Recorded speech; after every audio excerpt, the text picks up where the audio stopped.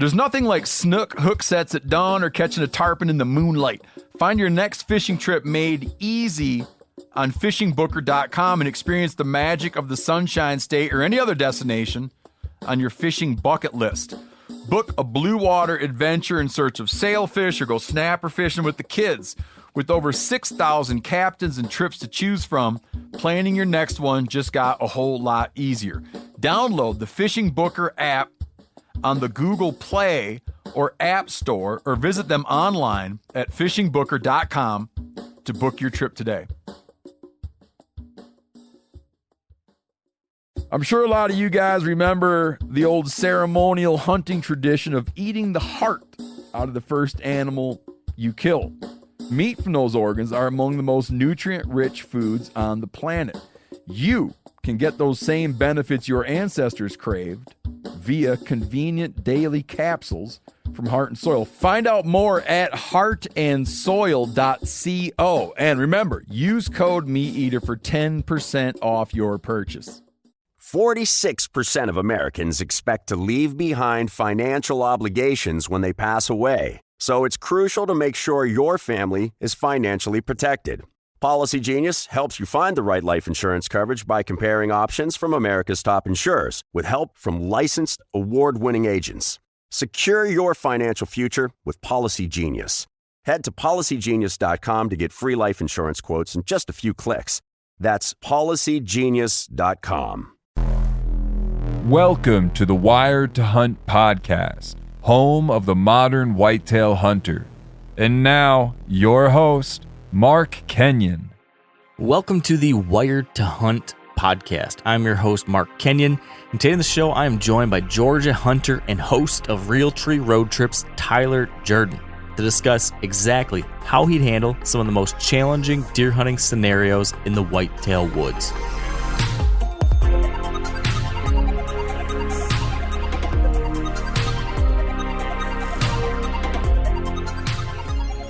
All right, welcome to the Wired to Hunt podcast, brought to you by First Light.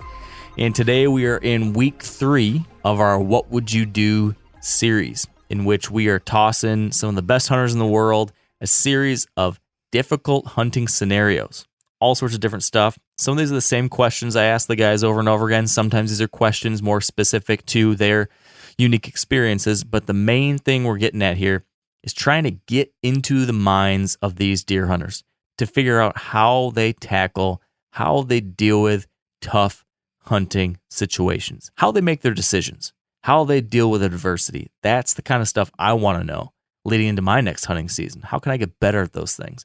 And today, Tyler Jordan's going to help us do that. I think you probably know who Tyler Jordan is. He's the son of Bill Jordan, the founder of Realtree, the host of a whole bunch of hunting shows and films and videos over the years, and Tyler's taken the reins on Realtree Roadtrips, doing a great job. Great hunter, lots of experience, and I think one of the interesting things that Tyler brings to the table is that he hunts a whole bunch of different places across the country every year.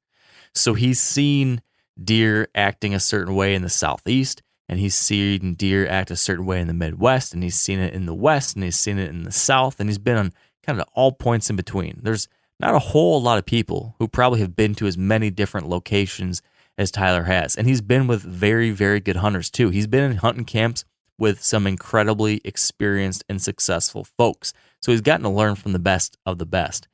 And what I really like about Tyler is that he's willing to just give it to you straight, what he has experienced, what he knows, what he doesn't know. He's a human being just like the rest of us, and he's made mistakes, he's learned from them, and he's gotten better. I think there's some cool things we can learn from him here too. So today I'm putting him through the What Would You Do gauntlet, going to get some interesting perspective on things from the Southeast, going to learn a little bit more about how he tackles these short traveling hunts. You're going to try to pick a few things from him, from someone who gets a chance to take a shots at lots of deer every single year. You know, what can you learn from somebody like that when it comes to improving your shot sequence and dealing with buck fever, all that kind of stuff. This is a good one. It was a fun one. I appreciate Tyler joining this, and I think you guys will enjoy it too.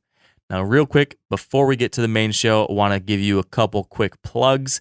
If you are not already, highly recommend you sign up for the Wired to Hunt weekly newsletter. You can do that by going over to themeateater.com, sign up on the newsletter there.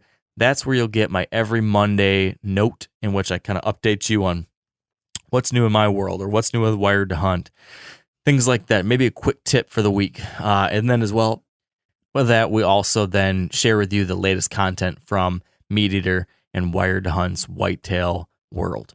So we've got all of our podcasts on there, our YouTube videos, our articles. That's where you can stay up to date on all of those things. Now, a couple other things in our world. This past week, our pals over at First Light have launched a couple new exciting things. Number one, the Sanctuary and Solitude systems, our main outerwear systems, are now fully windproof.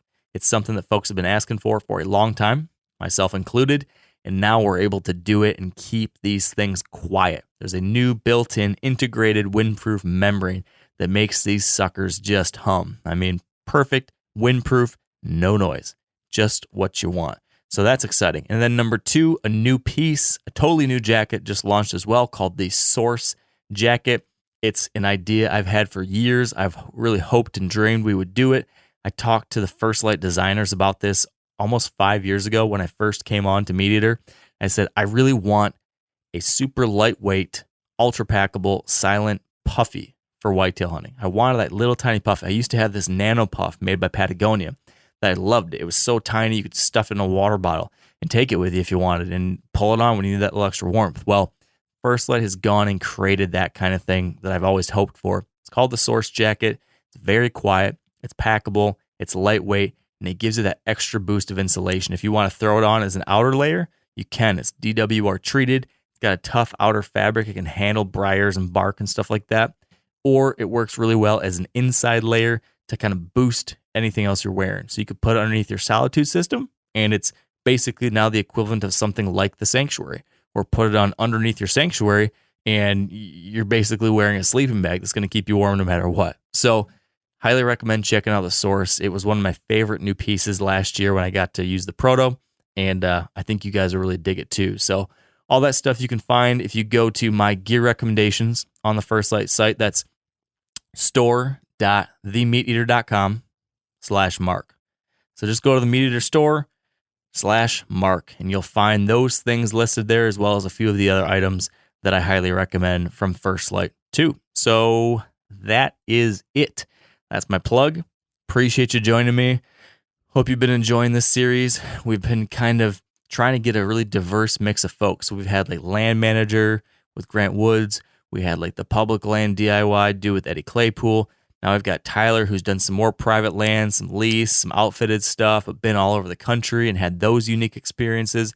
And then next week, we've got another door pounder, DIY hunter, who I think you guys would really get a kick out of as well. So I'm hoping we're all going to learn something from these very different deer hunters that are all successful in their own ways. I dig it. That's the way I like to learn. I hope you do too. Let's get to the show. All right, here with me now on the podcast, we've got Tyler Jordan. Tyler, thank you so much for making time to do this. Mark, thanks for having me on. Deer season's fast approaching, and I know, like everybody probably listening right now, I'm starting to get the itch a little bit. Yeah, I am right there with you. And so I think, like I was telling you a second ago, this format of episode we're going to do is one of the best ways I know to scratch that itch leading into season, because we're going to kind of spitball on a whole bunch of scenarios that we might find ourselves in here in a matter of weeks. So I think it should be fun. Sounds good. So, Tyler, I've got what I call the What Would You Do Gauntlet planned for you today. Basically, what that means is I'm going to present you with a bunch of hypothetical hunting scenarios. Some of them are kind of fun to imagine.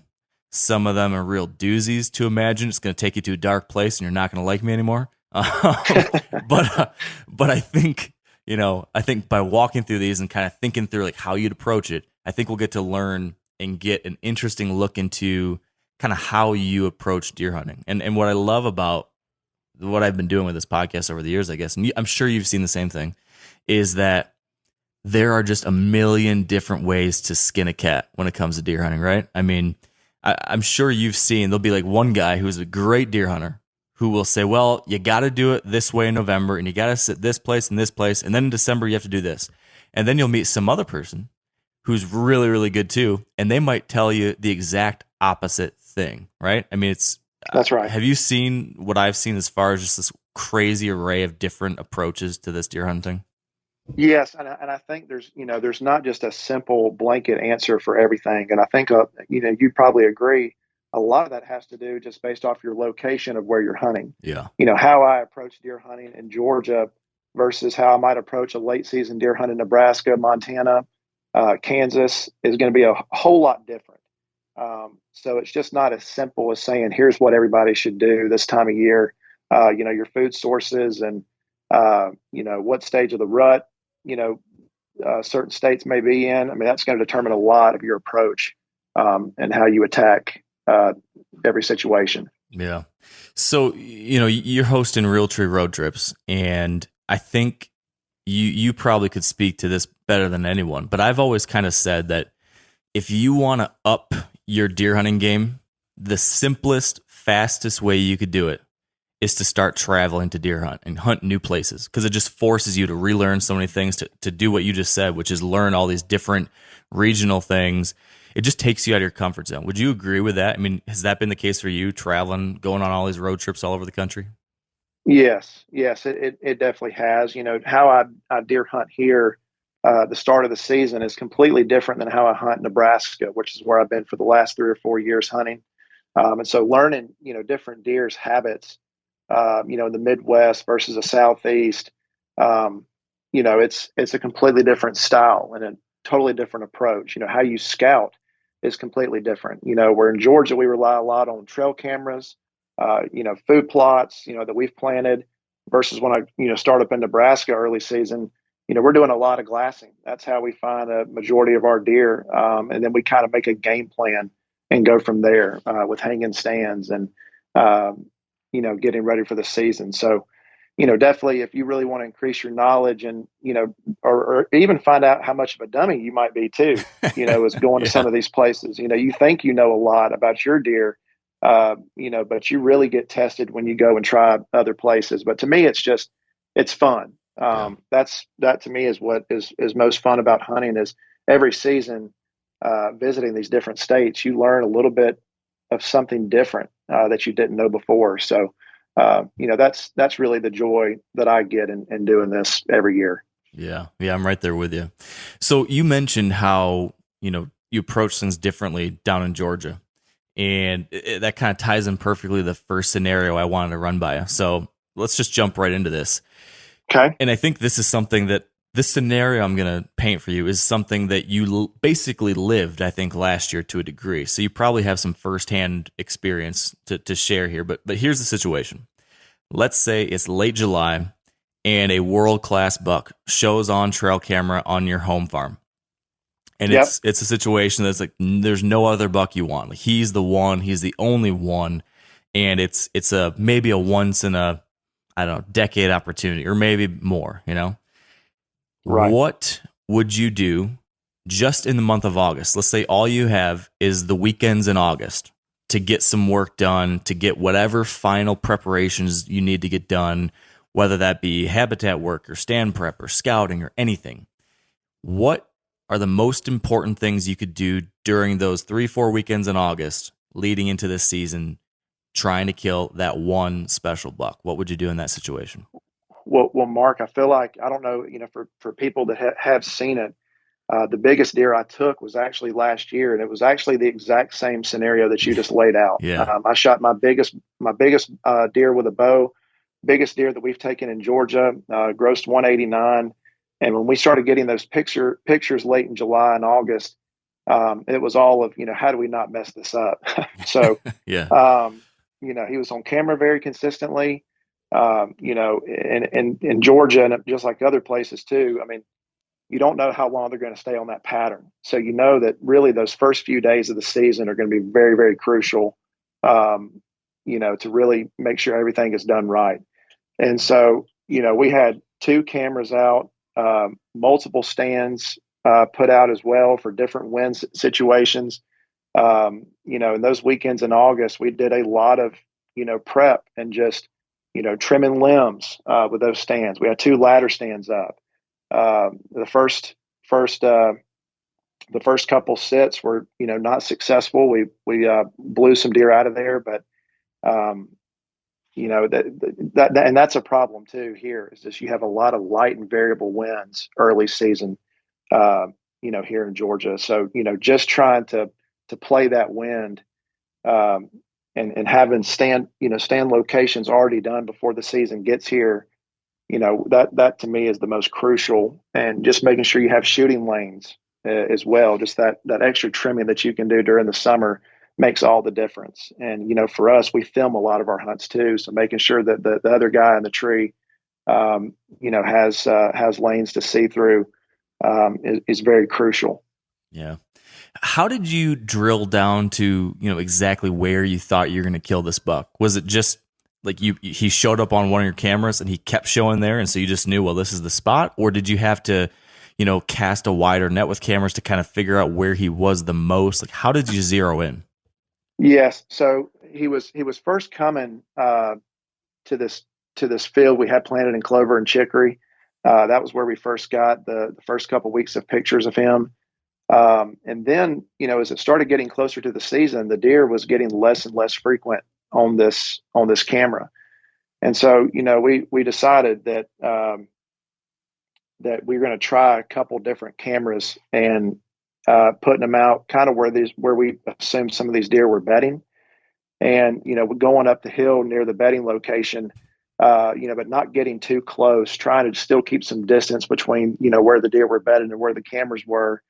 And then, lo and behold, he started getting on a very regular pattern, and we didn't. And I think another key for that deer in particular was just not going in there too much. You said using the weekends. We tried to make sure there was enough feed down, because you can legally bait here in Georgia, from where the deer was being seen, and trying to make it a minimum of every 5 to 6 days before we made it another appearance, in the woods where this deer was coming to. So, not going in there too much, getting somewhere a little bit off the beaten path, was critical, and kind of determining. And, and a deer like this, I mean, it just kind of flipped his switch, just moving up there and trying something different. He started getting on a pattern just regular every day, just felt very comfortable. And I think that's just because the woods that time of year are so thick. He felt safe in there. For anybody that's seen the episode, you can tell you can't see really past 40 or 50 yards, where my ladder stand was hung. So, it just felt like a really safe spot to him. Yeah. So here's another scenario that I think it ties very closely to what actually happened with that deer, but it's also a thing like I've encountered a number of times over the years, and I always debate it. So the situation is this. You're getting daylight trail cam pictures of the buck you're after, just like you were, in those days leading up to the opener. The problem is, opening day is now, let's say it's tomorrow in the forecast, and you can see what opening day looks like, and you can see what the next 1, 2, 3 days after that looks like, and you've got horrible conditions. It's hot, maybe the wind's kind of subpar, and you're sitting here thinking, at least, for me in Michigan, when I'm hunting, looking at opening day, I know that first day is such a great opportunity because I haven't been hunted, and the next day might be pretty good. But those first 2 days, so many of the people in the area start hunting too, that usually my daylight activity peters out pretty quick. So I know those first few days are usually a great, great chance. So the question is this. Do you hunt opening day regardless of the bad conditions because it's still opening day and it's still like a great opportunity? Or do you stay out because you don't want to mess things up on those poor conditions and just hope that they'll stick around and stay daylight despite the possibility of neighboring pressure? What would you do in that situation? So I'll answer this, but I didn't end up taking my own advice. So on this deer, it was exactly that scenario. We did, have some neighbors, I'm sure, that were getting pictures of this deer. I even had somebody late season the year before have pictures of this buck. So I knew he was a roamer. But that opening day, the wind was not good. We have a lot of predominant east wind here early season in Georgia, which is honestly for any of our stands and, the way our land kind of lays out, it's not a good wind to go and sit. But I ended up, going to try it because the deer was just that regular. And I was so worried that once he got off that summer pattern, that maybe we never see him again. Because the year before, the last picture we had of this deer was September 29th, and then we never saw him for the rest of the season on our property. Oh, wow. So I was a little concerned that, our time was it was very critical, in order to get it done. It needed to happen pretty quick. So I went in there that first afternoon. We had some deer blow and get out of there. And so I said, look, I'm not going back in there until the conditions are just right. I think the opener last year was on September 12th, and I waited another, I think, 11 days until I got back in there when we had we finally got a north wind. And the deer, I think it took the deer, when we had some of those deer blow in there, it took some of those deer another 4 or 5 days just to get regular and comfortable again. Kind of going back to that same strategy that we had in August of, not going in there, but every, 5 to 6 days and just trying to leave it alone. So I had to wait another 11 days, which was really painful. But I think after seeing that happen on opening day, even though, like you said, it is, the best chance to possibly get it done. And you just see that deer coming in, morning and evening, in the daylight. It's tough to resist. So hard. But I can honestly say I wish, and I think with some of the wind here, it can be it doesn't blow just hard one direction. So I was like, man, no matter what, am I going to get a strong enough wind for it to even really matter anyway? But in that situation, if I had just waited until the timing was just right, maybe it could have played out even better. So it's really tough to say. I mean, I'd like to think I wouldn't do it again, but you just never know. Like if it wasn't just the right situation there on September 23rd, I'm not sure if I would have had that opportunity. Yeah. At that deer. So, but I think going forward, I'd like to maybe leave it alone as much as possible. Yeah. Until it's just right. It seems like that's usually the safer bet. And I always, I've been the same camp as you where I've always said that. Like in my head, I'll always be like, oh yeah, you should wait it out. You should be careful. But every time opening night comes through, somehow I convince myself, you still got to be out there, except for one time. So one time, Tyler, I convinced myself that no, you're not going to hunt opening night. It's too warm. It's just not great. And tomorrow, the second day of the season, a cold front hit. So I was like, all right, I'm going to be strong. I'm going to stick to my guns. I'm going to do the smart thing. I won't hunt the first night because tomorrow will be so good. But what I did is I sat on a hill like 300 yards away and was going to glass the area. I thought I'd do a little extra scouting. And of course, I saw my target buck walk 20 yards away from the tree stand I would have hunted on opening night. So the one time I did the thing you're supposed to do, it didn't work out. But man, and that's just the thing. It's just so tough. I mean, just never know. You just never know. And like I was doing the same thing, the night before the season, I was like, what do I do? And then I looked at the forecast for the next 10 days and we had predominantly east wind the whole time, east, southeast, which is the worst wind you could have. So I said, if I'm going to try it, maybe go ahead and try it early. And then hopefully I can, recover if things don't go according to plan. Maybe I can give it some time and that area will, just not put any pressure in there for a while until things are just right. And so, luckily it worked out. And that deer, I think it took us 4 days to have that deer show back up on camera. And that's a deer that was regular every single day from the end of July until the start of the season. So, luckily that he felt comfortable enough to come back, but sometimes they don't. Yeah. And that's just the risk you take. Yeah. Keeps us coming back again, right? Keeps us coming back. It's not always easy too. It's just, that's part of the game you play. Yeah. All right. Here's another one. Let's imagine that unfortunately for you lose access to this Nebraska spot you've been hunting recently. Yes. But you still want to go out to that region. Let's say, it could be Nebraska or one of these, Western Great Plains states or Midwest, Kansas, Iowa, Nebraska, South Dakota, something like that. And you decide that since you don't have your old spot, you're going to take up a buddy who had a long time ago said, hey, you could come hunt my family property anytime. So you said, okay, I'm in a pinch. I'm going to go hunt my friend's property. You've never been there before though. So you're going to show up day one. It's, the season is open. It's mid-September, let's say, and you're showing up to see this place for the very first time. You weren't able to get there in the summer to scout or anything. So you have no knowledge. All you know is that your buddy has said, hey, these are the property lines. You've got free reign. There's deer here. What would you do on day one of this hunt? Would you start hunting right away? Would you scout? Would you hang cameras? What does that first day look like on this brand new place? Yeah, I think the first day I'm going to ask is, where's the food? That's kind of whenever I hunt out in that part of the country is, where's the food at? Another thing I might do, and this is proven to be successful for us out there in that part of the country, but is to find, whatever trees that are available on some of these maybe deer trails, and just seeing, some of the routes these deer are taking, to and from. If it's alfalfa that time of year, I know that's, really popular for us in our region of Nebraska and Montana. But those would be my number.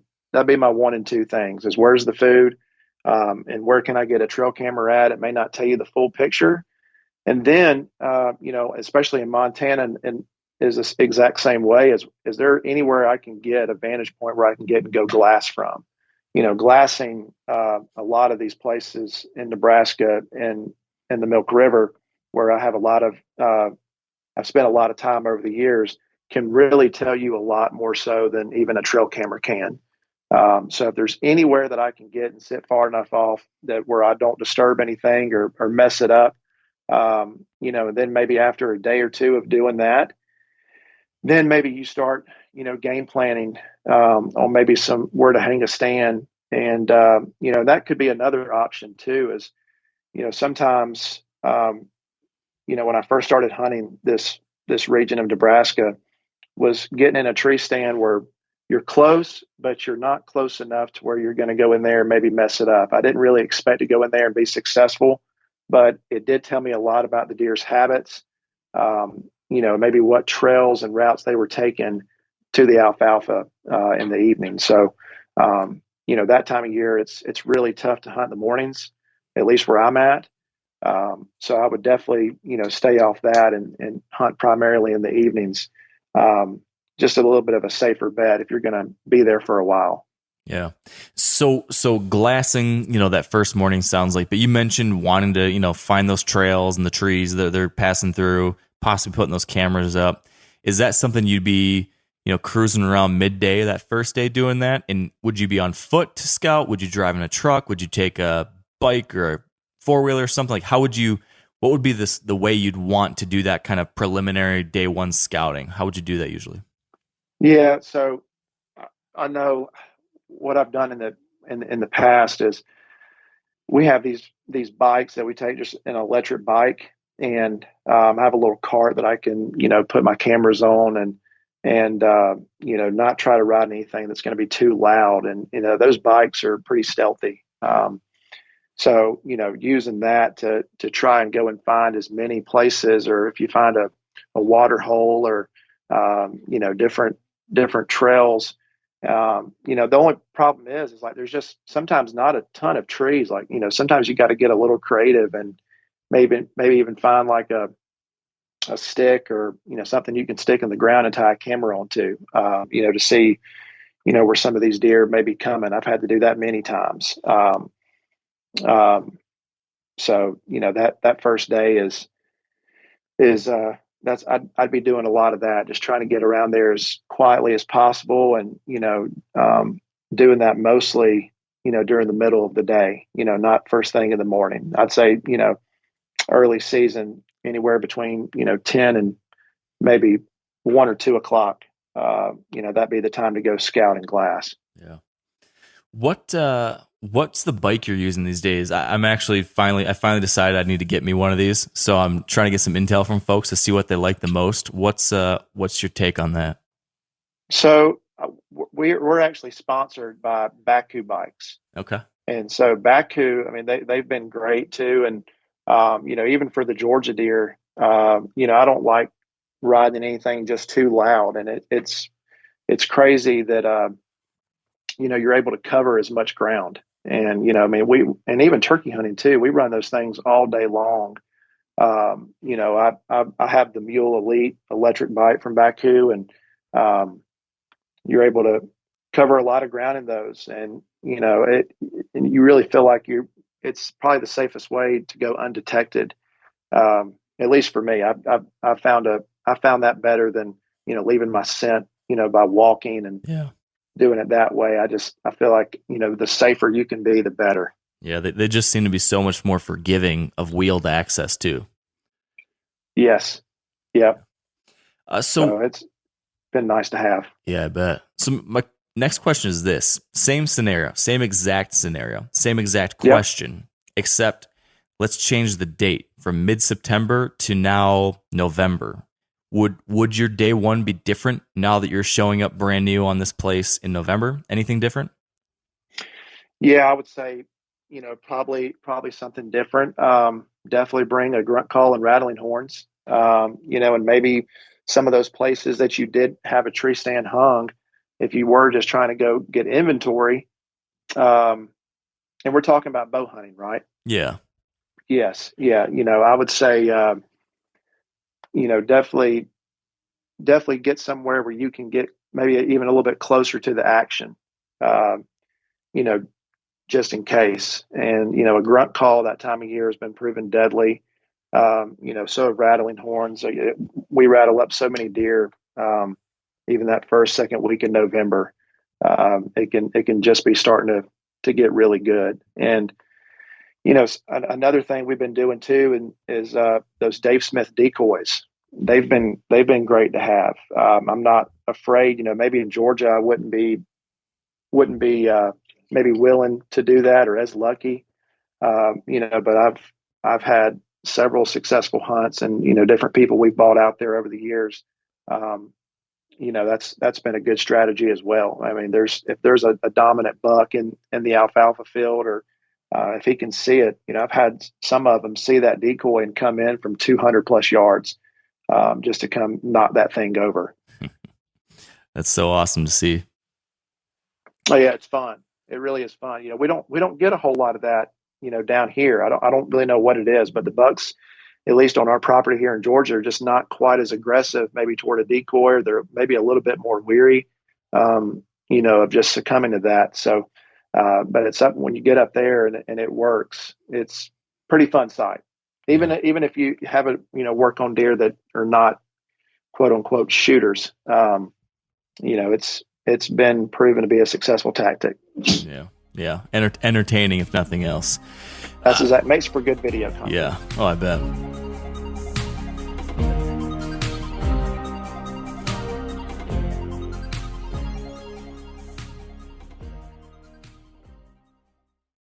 Now, a lot of you guys are familiar with the old hunting tradition of eating, some organ, the heart or a chunk of liver, off the first animal you kill. I had that when I was a little kid, and it was a big deal. Organ meats were always prized by frontier people who knew the importance of getting a lot of different minerals and nutrients. And as often is the case, those guys were onto something, because organs are among the most nutrient-rich foods on the planet. And you can get the same benefits your ancestors craved via convenient daily capsules from Heart and Soil, made exclusively from regeneratively raised, grass-fed, and finished cattle. Heart and Soil's unique freeze-drying process means all those important nutrients are trapped in, ensuring you experience every one of the benefits of nature's superfood in a clean, convenient, taste-free capsule. Find out more at heartandsoil.co. And make sure to use code MeatEater for 10% off your purchase. That's heartandsoil.co. Use the code MeatEater. There's nothing like snook hook sets at dawn or catching a tarpon in the moonlight. Find your next fishing trip made easy on fishingbooker.com and experience the magic of the Sunshine State or any other destination on your fishing bucket list. Book a blue water adventure in search of sailfish or go snapper fishing with the kids. With over 6,000 captains and trips to choose from, planning your next one just got a whole lot easier. Download the Fishing Booker app on the Google Play or App Store, or visit them online at fishingbooker.com to book your trip today.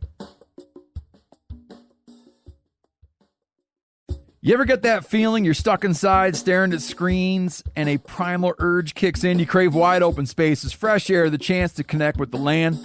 Well, maybe it's time to find your own piece of the wild, but searching for property can be a maze. That's where land.com comes in. They got millions of listings across the country, from mountain ranches to hidden fishing holes. Their search tools are like a seasoned guide helping you narrow down what you want. Land.com isn't just about buying and selling. It's about finding a place to hunt, fish, explore, or simply sit by a campfire and listen to the crickets. So head over to land.com today to turn one day into today, because trust me, there's nothing quite like the feeling of standing on your own piece of earth. So here's a very different scenario to consider. Let's say you have a shared property with a group of hunting buddies. I don't know if it's well, let's just say it's like you all share it. So maybe it's a lease, or it's a place you all got permission together, or it's a friend's. You've all pitched in throughout the year, to do some prep on the farm. Maybe you guys did a little bit of habitat work. You all met up and put up cameras in the summer, hung tree stands, whatever. Now it's the night before your hunt begins, and you're sitting in the kitchen and you're having that last beer of the night or something like that. And one guy says, all right, well, where are we going to sit?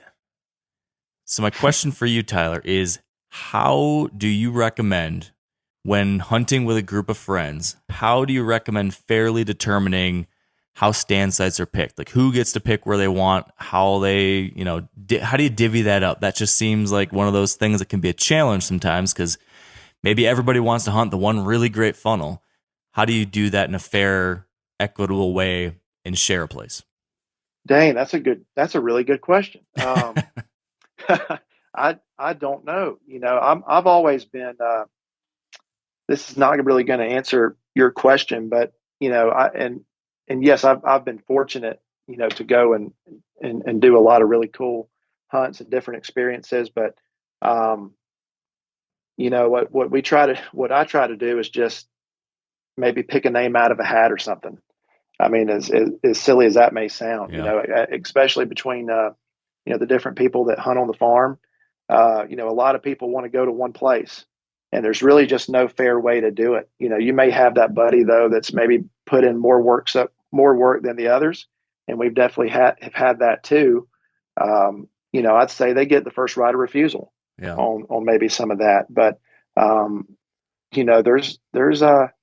there's not a whole lot of ways to fairly do that without maybe getting somebody upset. But I'd say for the people that are there, that have some sweat equity into some of the prep work that goes on, I'd say should receive first right. Because, as far as like a hunt club, or if you have a piece of land you're hunting with your buddies, there's always going to be those people that maybe put in a little bit more work than the others. That would be maybe my best guess on what to do. And then, you may have different sections of the hunt club that it's, sectioned off for each individual. Maybe you have pieces of that property where, that's theirs. Yeah. I don't know an easy way to do that. No, there's not. What are some, is like the random name picking out of a hat what you've seen on a lot of your hunts? Because I feel like you've been on so many hunts over the years where there's always a big crew. There's a crew of you guys all out there hunting this farm or this place, and you're all hunting different areas. I always wonder, like, how do they settle on who's going to hunt where? Is it something like that you guys usually do, or is it sometimes like Waddell is just going to call it and you guys just live with it?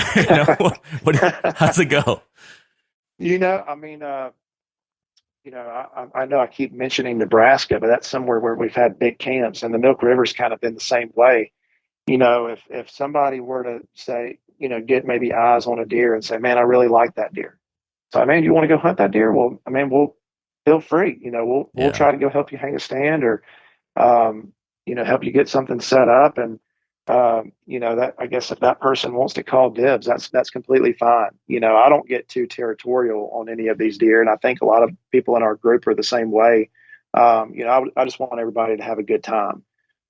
So that's something that I've kind of preached, is just, if somebody has a particular area, or if they went and glassed a spot that they really like and they call dibs on it first, then by all means, go for it.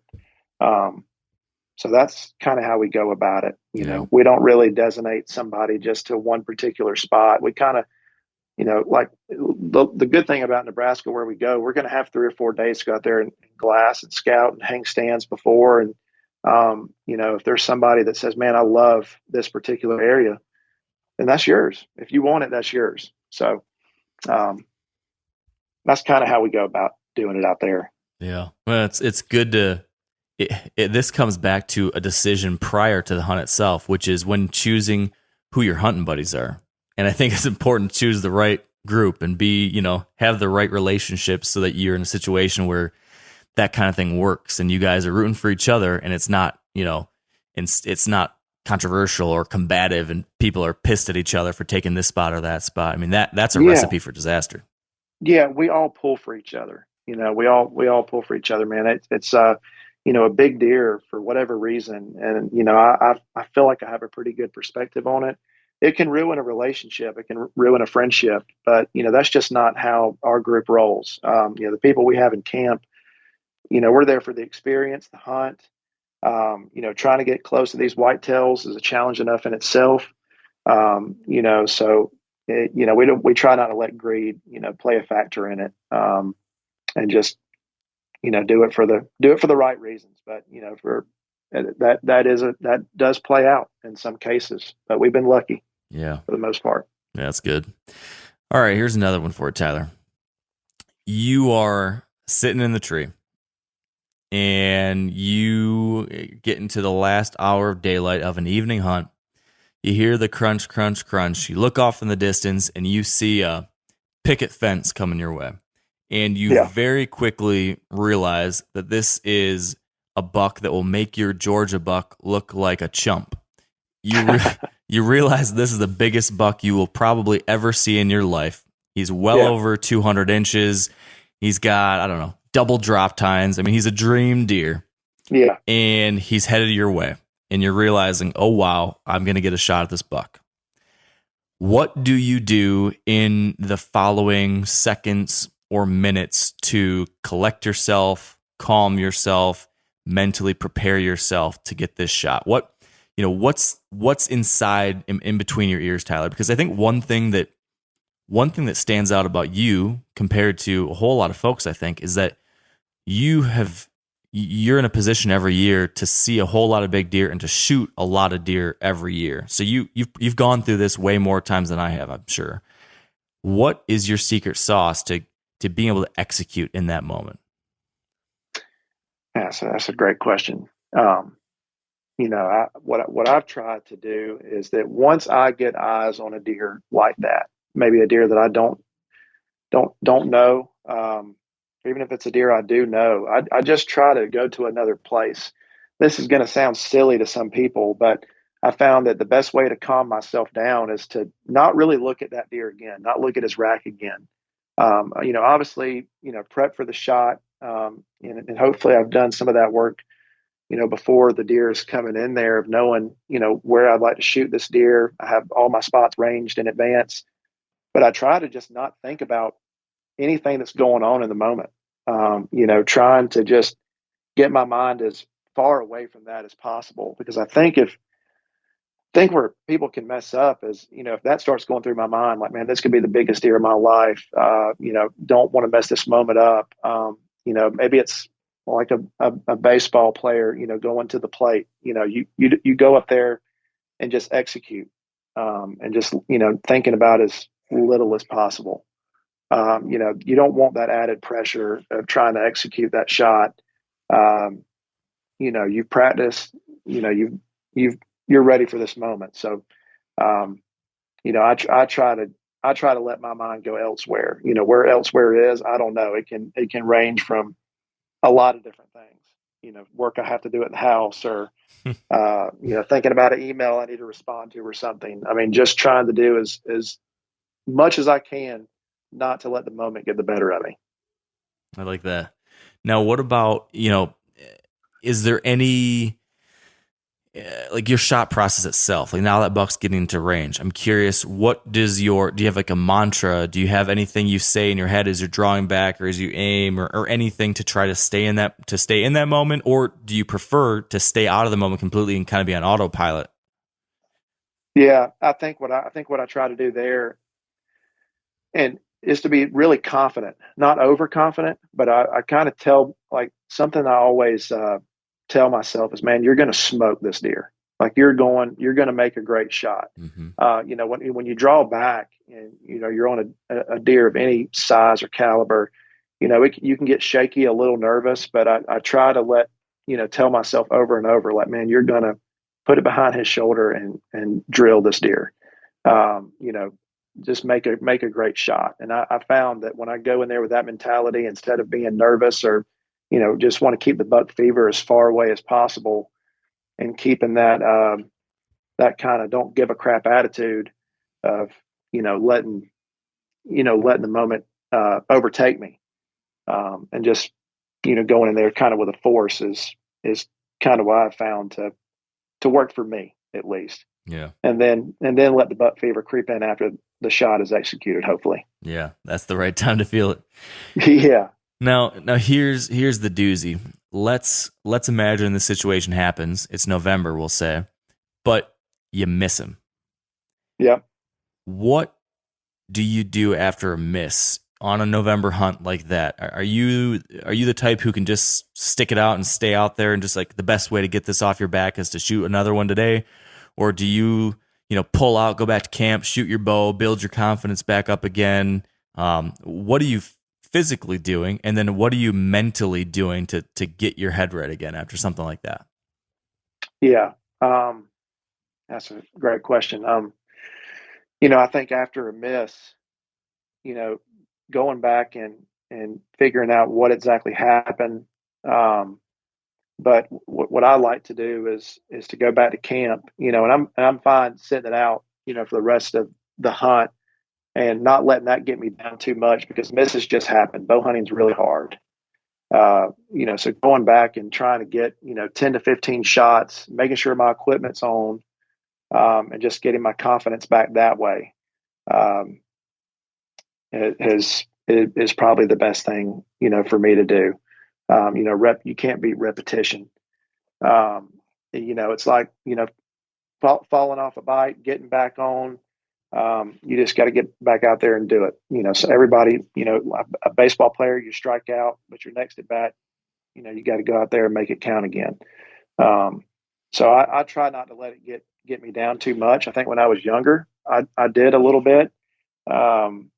It doesn't feel good to have a swing and a miss, but if you do this thing long enough, reality is it just happens. You just got to keep positive and keep moving on. Yeah, so true. We've all been there.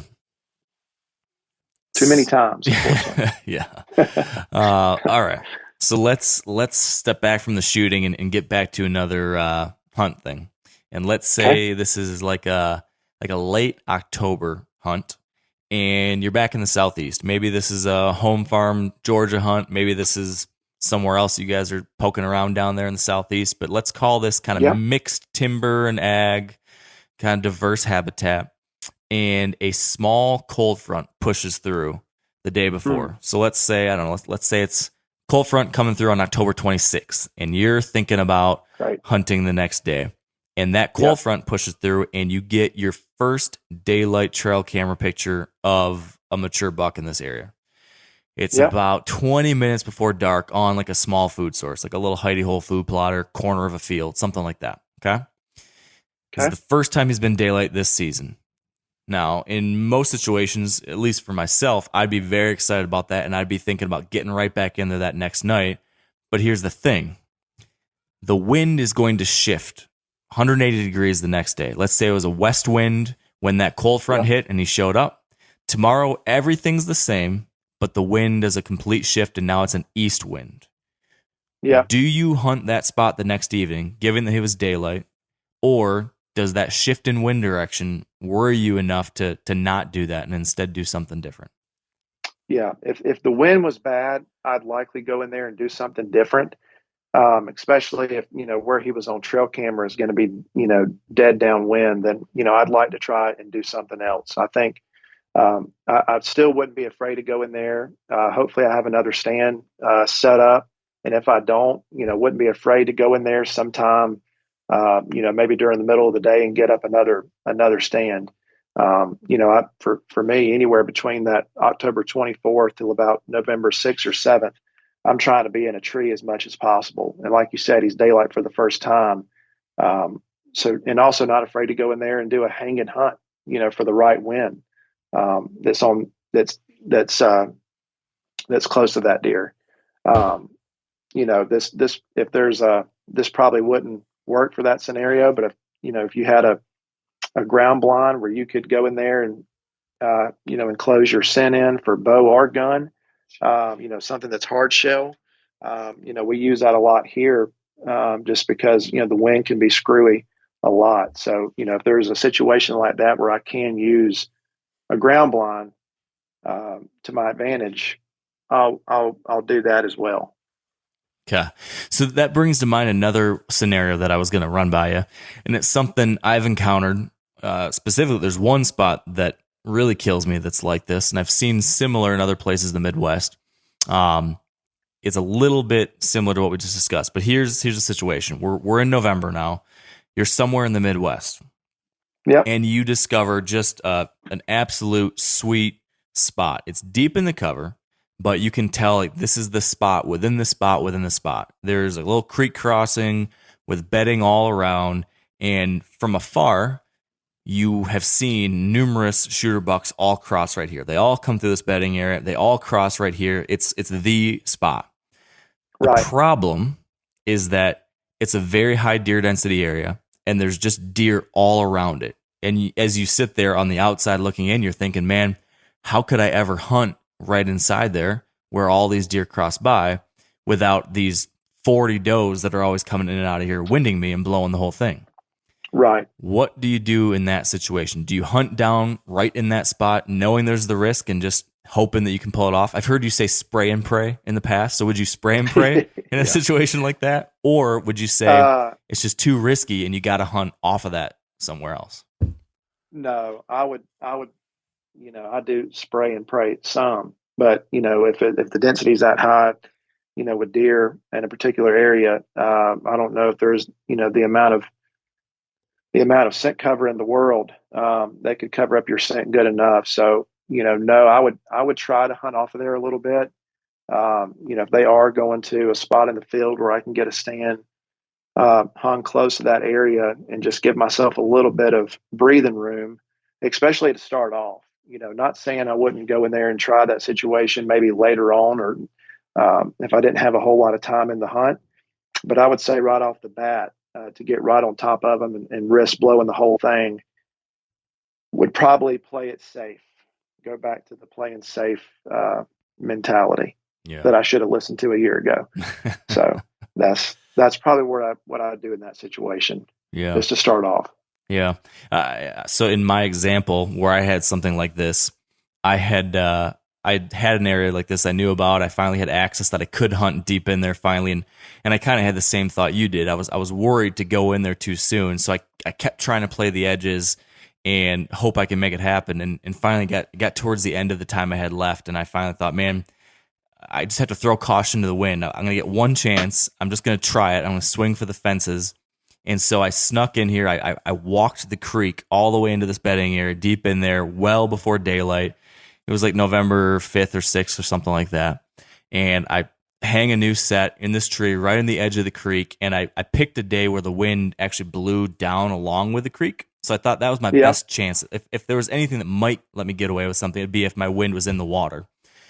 Right. And I took my shot, right? And sure enough, my shooter buck I've been after comes through, but he comes through like 10 minutes before daylight. And I have to watch him go past me in the dark, but I can see him, and then go downwind of me and wind me and spook out of there. So I could have shot him if it was like 15 minutes later. He did exactly what I needed to, but he just came too early. So it was a doozy.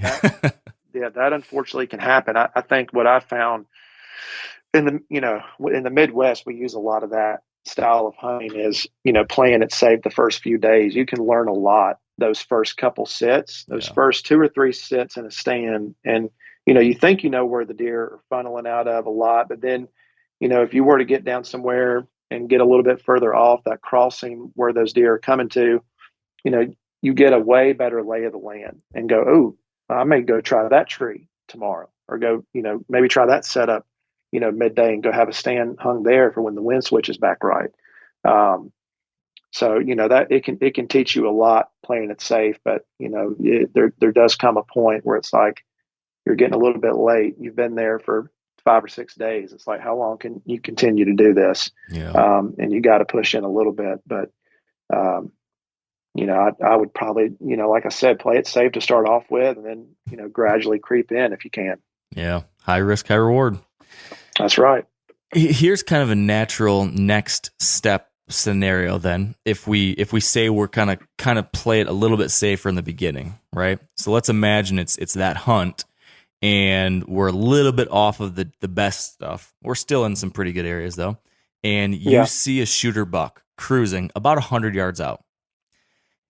And like I said, it's like early-ish November, give or take, somewhere in that window. He's 100 yards away. But if he continues on his current path about another 100 yards, he will eventually hit your wind. So my question is to you, would you aggressively call to him to try to get him to come your way? Would you be worried that he's kind of heading into your general wind direction? Does any of that pass through your mind? Do you not call at all? What's your move in that situation? Trying to think through this. That's a tough call. If you, I may try to rattle and grunt a little bit, just to see if that doesn't switch him, trying to just to turn his direction. That probably would be what I would likely to do is to call, maybe not call too aggressively. I may try to snort wheeze, to see if that doesn't turn his head. But that's tough. I don't know. I mean, I would do at least the minimum of what I could control to try to stop him and just see if that doesn't change his direction at all, so he doesn't hit my wind. I would try that. I don't know if I would call too aggressively, just because I don't want him to be spooked from that on top of the wind. Thinking it's, pressure. So I would try the minimum of at least trying to lightly call. Yeah. So when I was like 16, 17 years old, and if I saw a buck out of range, I would, throw a grunt at him, and then he'd stop, and then he'd keep walking. And then I'd grunt twice at him. He'd stop and look, and then he'd keep walking. And then I'd like grunt louder at him, and then he'd keep walking. And then I'd like snort wheeze at him, and then he'd run away. Right. Right. I think that's what I worry about too. That time of year can be, like you said, high risk, high reward, but I just try not to educate them any more than what I have to. So I'd like to think I wouldn't be overly aggressive with that, but yeah. So like, because there's always tomorrow. Yeah. So what's your? I guess what I'm wondering is what's the what's the cutoff mark? Like, when do you say, all right, he's just not into it? Like, will you try a couple grunts or a couple things, and then if he still ignores it, then you say, all right, well, it's just not happening? Or how do you know when enough is enough? Yeah, I think just reading the deer's body language, as best I can. If he maybe stops, to a couple of grunts, may try to, lightly rattle, might snort wheeze one time.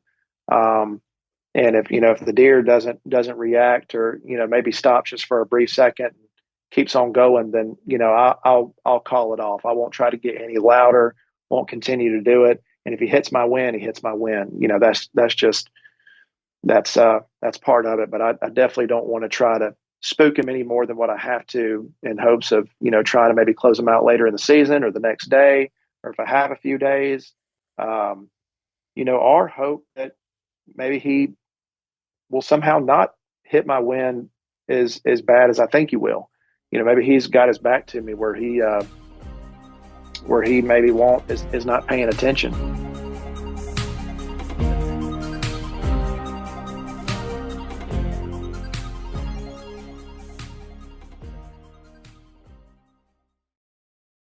Now, a lot of you guys are familiar with the old hunting tradition of eating, some organ, the heart or a chunk of liver off the first animal you kill. I had that when I was a little kid, and it was a big deal. Organ meats were always prized by frontier people who knew the importance of getting a lot of different minerals and nutrients. And as often is the case, those guys were onto something, because organs are among the most nutrient-rich foods on the planet. And you can get the same benefits your ancestors craved via convenient daily capsules from Heart and Soil, made exclusively from regeneratively raised, grass-fed, and finished cattle. Heart and Soil's unique freeze-drying process means all those important nutrients are trapped in, ensuring you experience every one of the benefits of nature's superfood in a clean, convenient, taste-free capsule. Find out more at heartandsoil.co. And make sure to use code MeatEater for 10% off your purchase. That's heartandsoil.co. Use the code MeatEater. There's nothing like snook hook sets at dawn or catching a tarpon in the moonlight. Find your next fishing trip made easy on fishingbooker.com and experience the magic of the Sunshine State or any other destination on your fishing bucket list. Book a blue water adventure in search of sailfish or go snapper fishing with the kids. With over 6,000 captains and trips to choose from, planning your next one just got a whole lot easier. Download the Fishing Booker app on the Google Play or App Store, or visit them online at fishingbooker.com to book your trip today. You ever get that feeling you're stuck inside staring at screens and a primal urge kicks in? You crave wide open spaces, fresh air, the chance to connect with the land. Well, maybe it's time to find your own piece of the wild, but searching for property can be a maze. That's where land.com comes in. They got millions of listings across the country, from mountain ranches to hidden fishing holes. Their search tools are like a seasoned guide helping you narrow down what you want. Land.com isn't just about buying and selling. It's about finding a place to hunt, fish, explore, or simply sit by a campfire and listen to the crickets. So head over to land.com today to turn one day into today, because trust me, there's nothing quite like the feeling of standing on your own piece of earth. So here's another kind of spotting a buck off in the distance situation. Let's say same kind of deal, you spot a shooter buck, but instead of him cruising, let's say he's locked on a doe and it's the afternoon, and you can see that this doe is very slowly kind of heading off in the direction of a food source. They're in the bedding area still, but she's kind of doing that thing where she moves off 5-10 yards. He's standing behind her. Then he walks up, stands right next to her, and then she moves off, and they're just slowly doing this. You're sitting, 100 yards, 150 yards away, kind of back behind them, watching them slowly get further and further away from you. But they're moving slow. Right. So in that situation, would you ever try to call that buck and try to get him over to you? Would you slip out of your stand and try to move and like get ahead of them or anything? Or would you just say, I'm just going to stick it out where I am and hope that something crazy happens and they swing by or a different buck comes through or something else? I might try to throw in a couple light grunts. I might even try to snort wheeze, especially if it's here on our place in Georgia. But that would probably be the bare minimum. I would try to just anticipate maybe for that next day or next few days. I wouldn't try to get down and try to get ahead of them. I may try to do that maybe somewhere else, but maybe like in Montana or Nebraska, you may try to do that, but I'd still try to play it as safe as I could. Cause I think, where I've messed up before in Montana is getting down out of the tree to try to get closer. I've ended up really, blowing some fields out, and it really costed me. And it may take these deer sometimes a week or two to really move back in and get comfortable again. So I've learned that the hard way, in some of these places.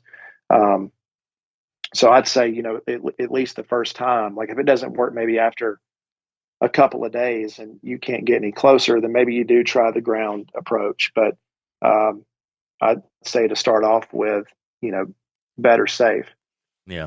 What would your you mentioned like, waiting till the next day and then adjusting. What would your adjustment be for that next day? Would you just try to move in right to where you saw them again and hope they come back, or what's your plan? Yeah, I think, maybe hoping that doe may take him, you know, maybe closer to us that next day. Like that time of year, a lot of these deer get out there in that alfalfa, and you're very limited on what you can do as far as movement, of where you can, move some of these tree stands. You may be able to move sometimes a ground blind closer to where these deer, were maybe the day before, and that may be able to help you a little bit for scent and trying to keep that scent away from those deer as much as possible. So, so that would be what I would probably try to do is, just try to wait it out, and hopefully he ends up making a mistake a day or two later. Okay. Now, would this, I want to see if your answer would change at all if we were to shift a couple things. Let's change that sighting from an afternoon sighting to instead being a morning sighting. And now you see the buck locked on a doe, but now they're bedded down. They're bedded together. Yep. It's the morning. They're in a grassy, brushy kind of thicket. What do you do in that scenario? Would that change your mind in any kind of way, or are you still approaching it the same way?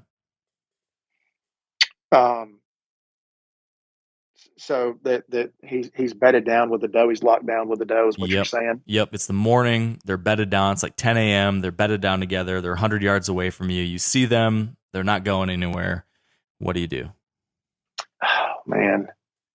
I don't think if they're bedded down and I'm in a tree, I don't think there's anything I could do even to call to them. I think I'd be very limited on what I could do in that scenario. I think you'd have to sit it out and wait. I just find it, at least in my experience, you and others may be different, but, getting down on a deer like that, if a whitetail does stand up, they're not going to give you a whole lot of time to react, get your bow drawn. And then I'm just worried about messing it up for the remainder of the hunt. Yeah. Yeah. And because, in my situation, you got a camera guy with you most of the time too. When you have two people trying to stalk and get closer, it's even that much more difficult. So, there may be some situation where you can try and close the distance and maybe try to get in another tree, but, that's tough. Yeah, it's a doozy. That's for sure. Let's pivot to a slightly different, situation here now. Let's again say that you're sharing hunting camp with some friends. It's the rut. You're somewhere in the Midwest, I don't know, we'll say maybe it's Illinois or Indiana, something like that. And you're all out there for a week together and you just cannot buy a shooter buck sighting. Like you're hunting great looking stuff, but nothing is panning out for you. But one of your buddies has kind of had a little zone that he's been focusing on, and it's been crazy over there. He's been in big deer every single day, different bucks coming through, and on day 5 of your 7-day hunt, he kills one, he tags out, he's out of there. You've got 1 or 2 days left. Would you consider going into his spot that was on fire, but where he also just killed a deer and tracked a deer and did all that stuff? Or would you stick to your own plan and zone that you've been focusing on up to this point? That's a good question.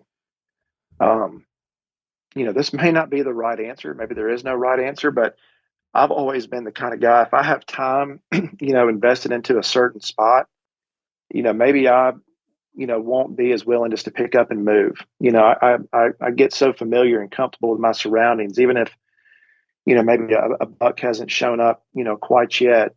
I always will sit it out until the very, very, last minute, even if we're unsuccessful. I like, just going in somewhere where I'm more familiar, than picking up and moving to a different location. But sometimes you have to, and if in that scenario, maybe I might try to move in there, and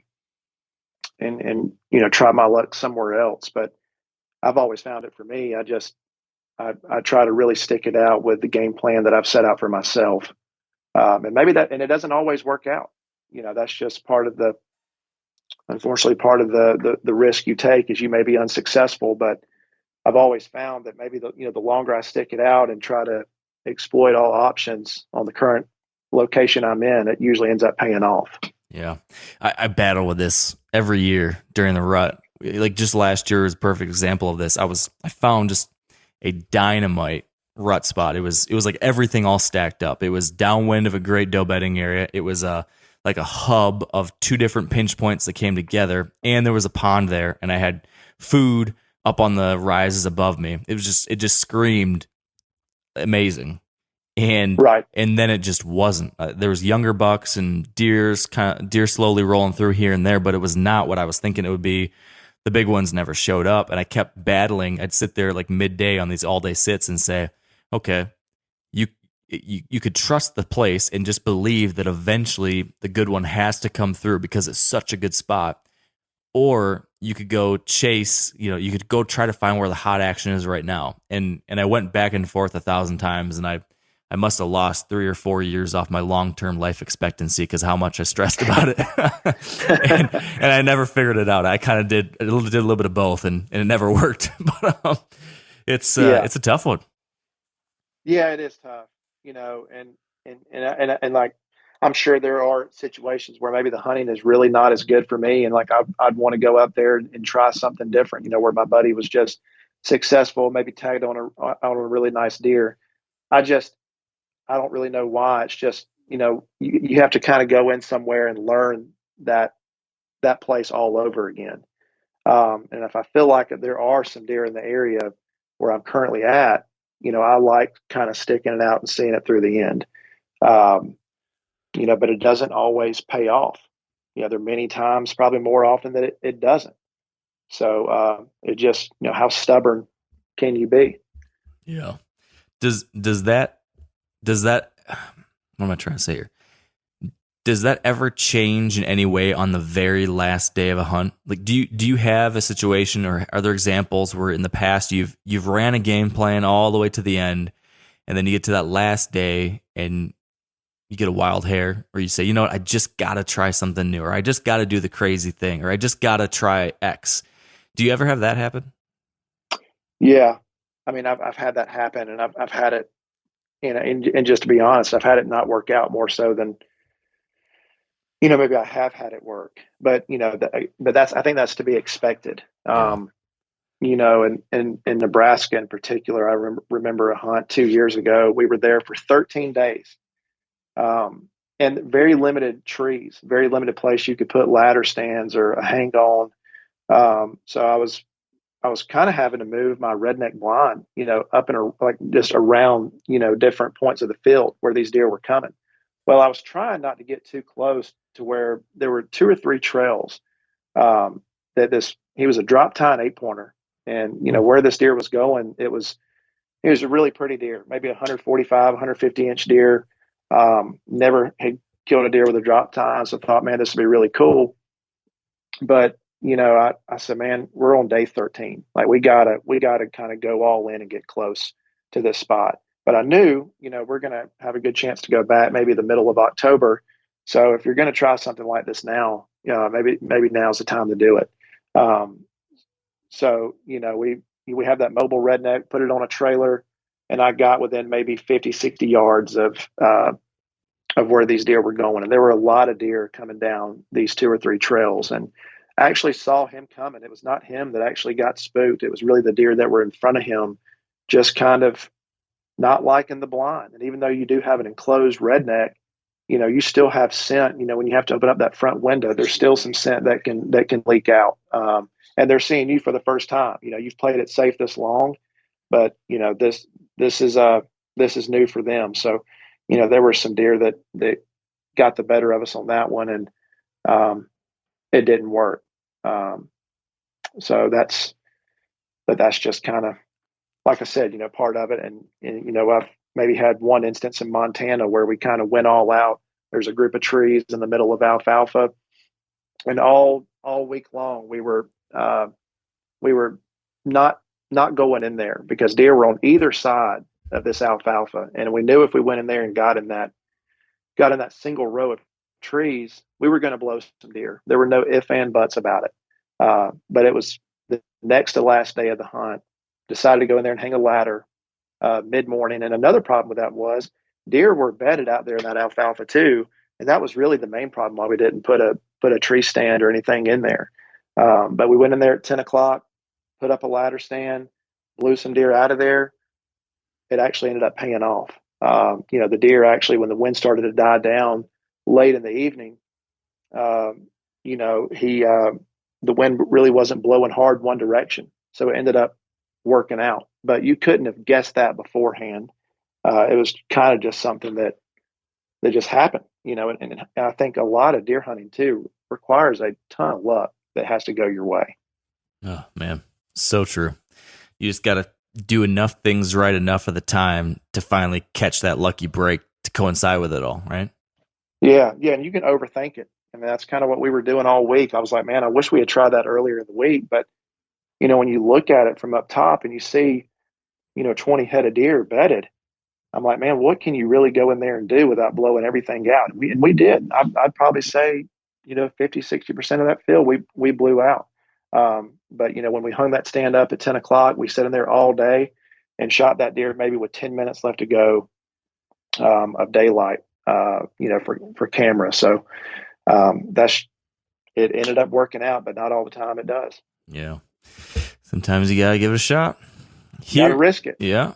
All right. Here's one last kind of tough rut scenario that kind of rears its ugly head every few years, and we all bemoan it.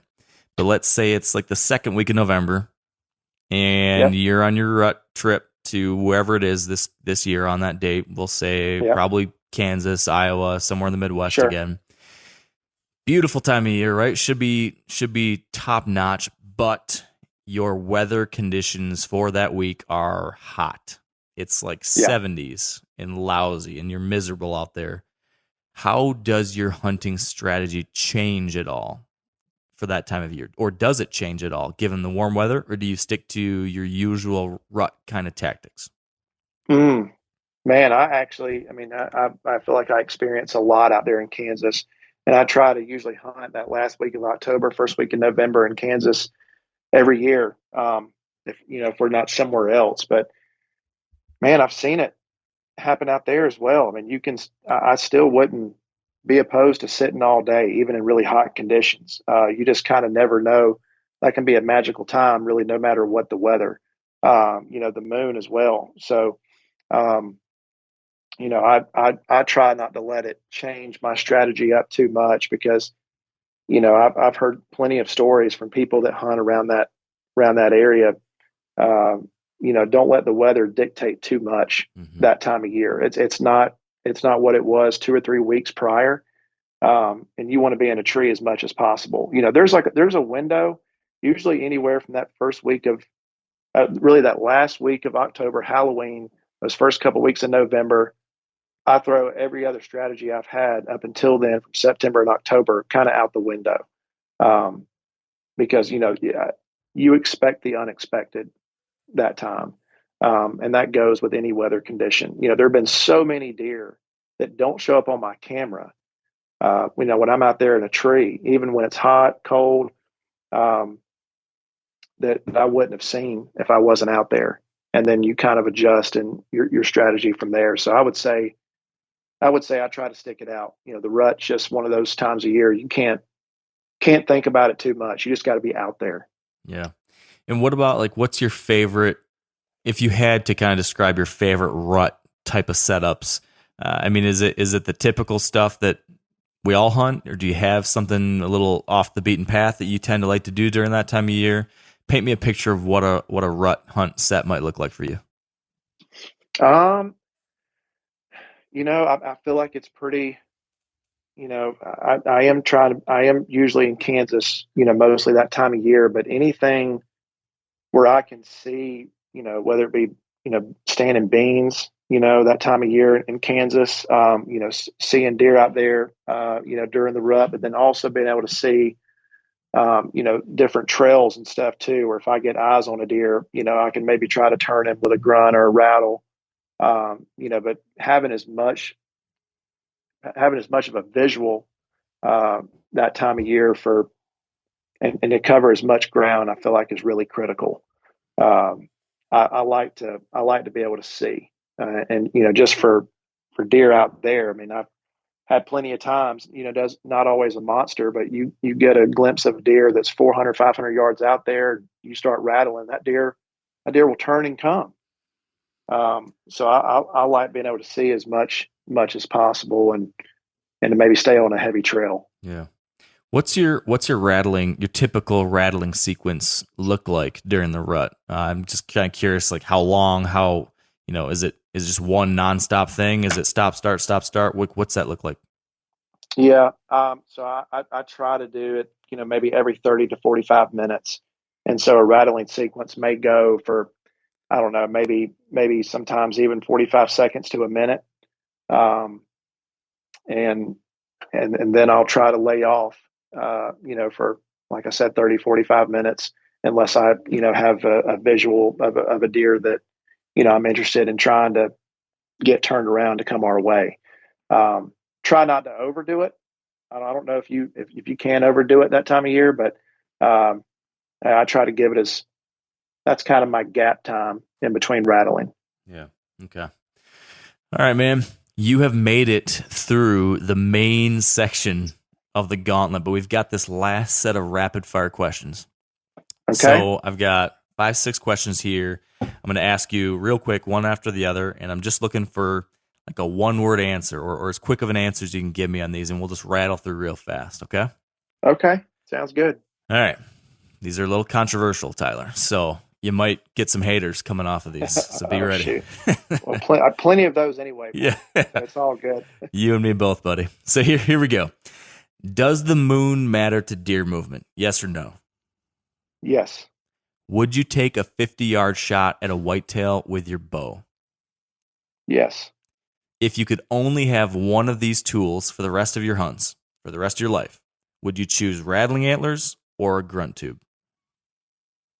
Grunt tube. Expandable or fixed blade broadheads? Expandable. There you go. The haters. Yeah, there's the haters. Should you stop a walking buck with some kind of sound before shooting with your bow? Yes or no? Oh, shoot. Yes. Which state has better deer hunters, Georgia or Mississippi? Oh, boy. Both. Yeah, safe answer.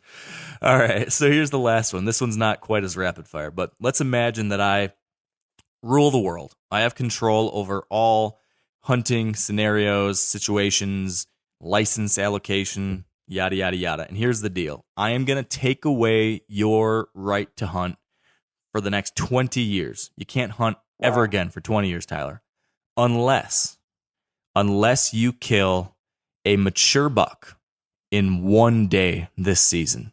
I'm going to let you pick the date. So pick the date on the calendar you want for this one hunt, and then you have to pick the one specific location. So tell me what state, tell me what the situation is, what your setup is. Paint me the picture of what day and what your setup is to kill this one mature buck you need to kill to save the next 20 years of hunting. Wow. That's tough. So save 20 years of hunting to pick one spot.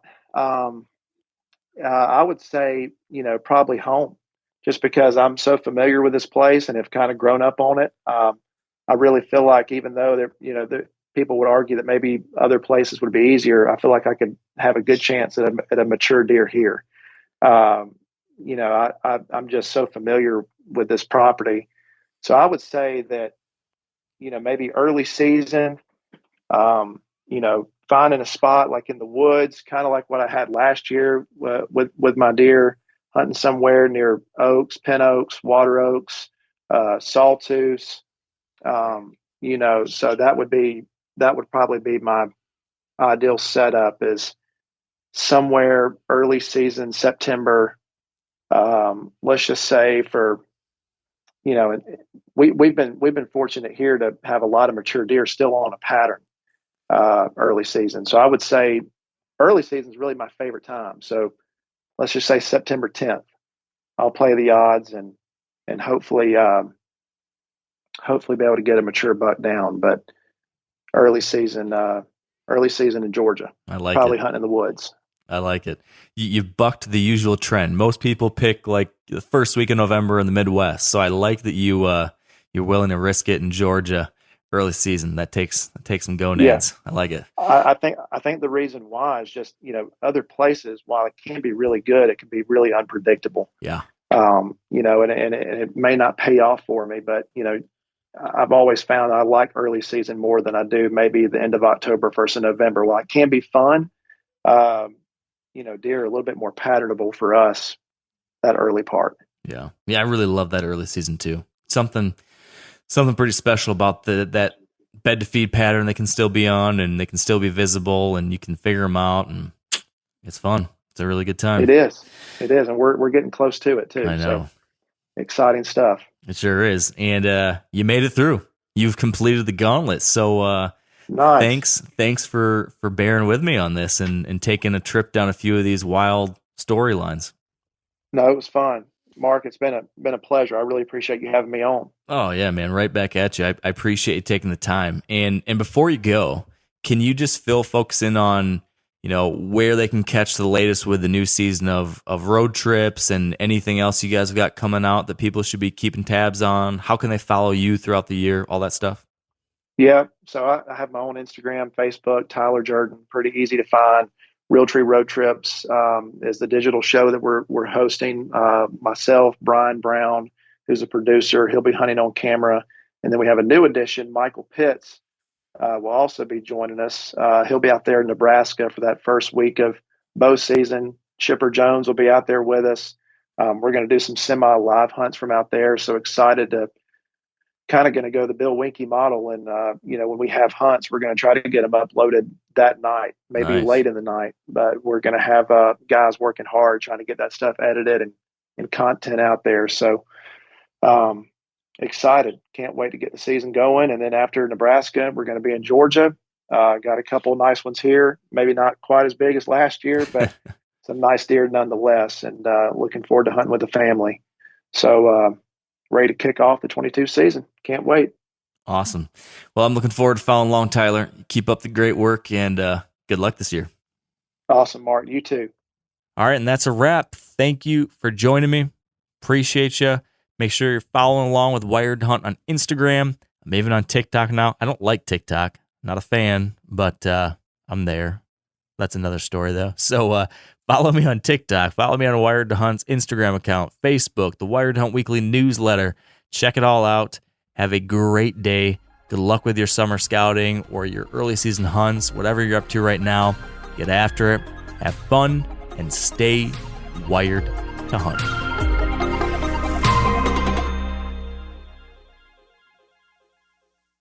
I'm sure a lot of you guys remember the old ceremonial hunting tradition of eating the heart out of the first animal you kill. Meat from those organs are among the most nutrient-rich foods on the planet. You can get those same benefits your ancestors craved via convenient daily capsules from Heart and Soil. Find out more at heartandsoil.co. And remember, use code MeatEater for 10% off your purchase. You ever get that feeling the walls closing in, the concrete jungle suffocating you? You crave some wide open spaces, the chance to connect with nature, maybe in a spot all your own. Well, head over to land.com. They've got ranches, forests, mountains, streams, you name it. Search by acreage. You can search by location. You can search by the kind of hunting and fishing you're dreaming of. Land.com. It is where the adventure begins.